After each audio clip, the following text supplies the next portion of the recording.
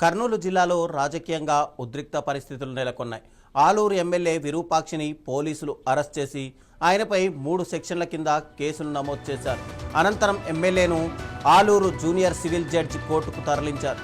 ఎమ్మెల్యేతో పాటు మరో 15 మందిపై కూడా ఎస్సీ ఎస్టీ అట్రాసిటీ చట్టం కింద కేసులు నమోదు చేసినట్టు తెలుస్తోంది.